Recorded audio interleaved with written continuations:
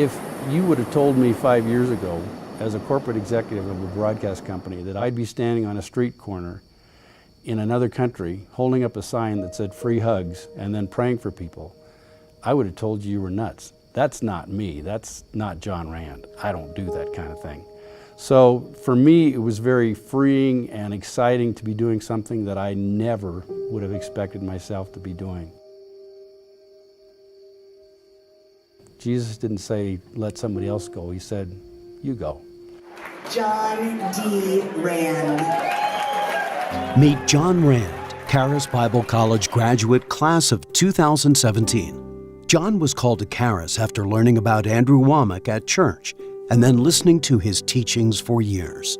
I was in the broadcast business for about 40 years. I was the chief operating officer of a medium-sized television group called Northwest Broadcasting. One Sunday morning at my home church in Idaho, after the prayer minister prayed for me, he said, do you listen to Andrew? And I said, Andrew who? I'd never heard of Andrew Wommack before. And so he started me out in my exposure to Andrew, gave me one of his CDs to listen to. I think it was God Wants You Well, was my first exposure. And from there, it just opened up a whole world of listening to Andrew for a number of years before we started seriously considering coming to Charis in Colorado. John enrolled in Charis Bible College, learned about the requirement of a mission trip to graduate, and was sent to Costa Rica during his second year at school. The first day of the trip was an experience that took me totally out of my comfort zone. Our hotel was a hostel. 5 guys, in this case, were shoved into a small room. We boarded the bus and headed up a very rough and rocky road into the indigenous tribal village of the Bribri people.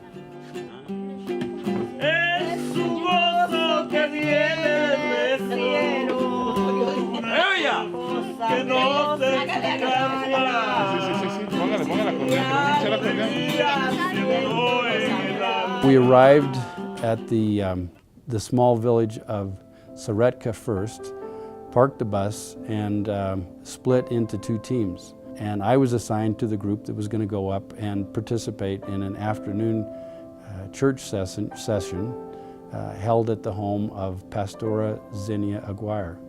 As we walked up to the home church that Saturday afternoon on our mission trip, I was impressed by the simplicity of the gathering place.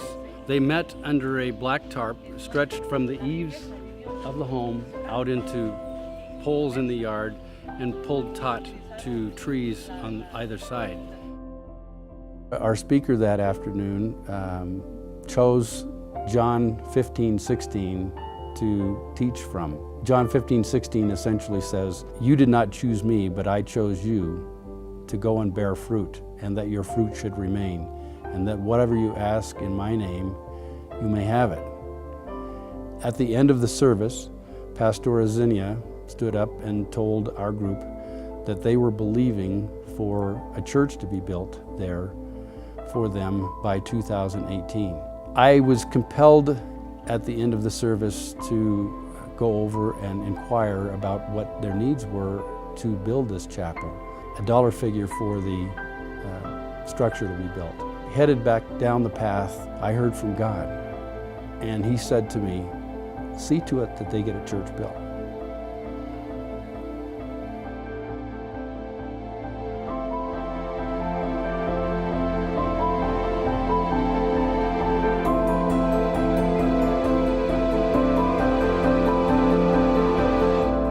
John went straight to work as soon as the mission came to a close.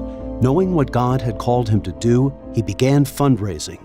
We started raising money for the project. I was really unsure as to how long it would take to fund this, and the initial fundraising goal was $14,000, which was enough money to buy both the land and construct the basic building that they were believing for. What he spoke to me again a couple of days later was, I didn't say for you to do it yourself, I told you to see that it gets done. Which to me was a clear message that said, no, I'm being assigned the role of overseeing this and just making sure that the funds are raised and the project moves forward. Within 3 weeks, not only had we raised the $14,000, but at that point, the fundraising had grown to over $16,000. By the time that we were done with raising the money for the project, we had raised $17,200. So God saw to it that not only was the money there sufficient to build the project, but it came in just 3 or 4 weeks, the whole amount needed for this.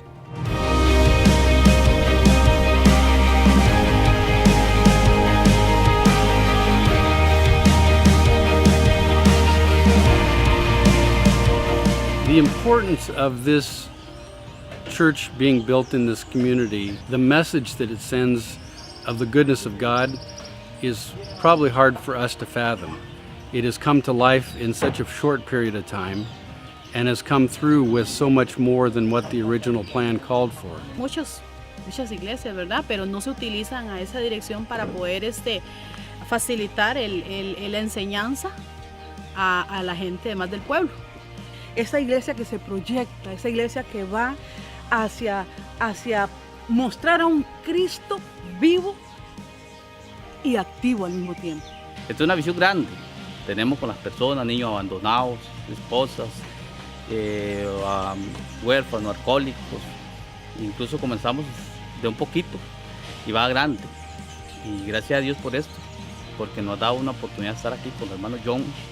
Y le agradecemos a Dios también. Y aquí estamos. Esto para la comunidad representará algo muy bueno, ¿sí? Para la gente, que lo vean, que Dios está haciendo algo grande en este lugar.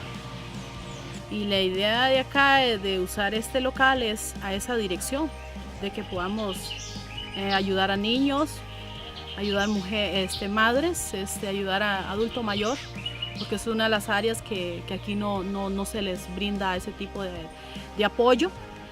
Personas que tengan algún problema, ya sea drogadicción o alcoholismo, son cositas que también tenemos planificado de que a través de esta construcción que se hace acá se pueda ir logrando, ¿verdad?, a ayudar a las comunidades, ¿verdad?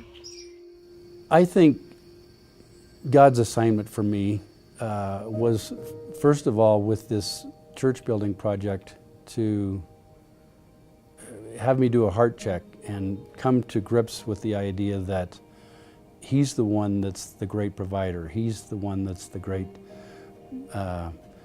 motivator. And all I need to do is have my heart in the right place and listening to what His guidance is for me. John is just one of many diverse Charis students who are discovering new ways of establishing God's kingdom at any stage of life. Thanks to the support of our friends and partners, Andrew's vision for creating disciples continues to be carried out through Charis Bible College students who are going out and imparting God's love around the world.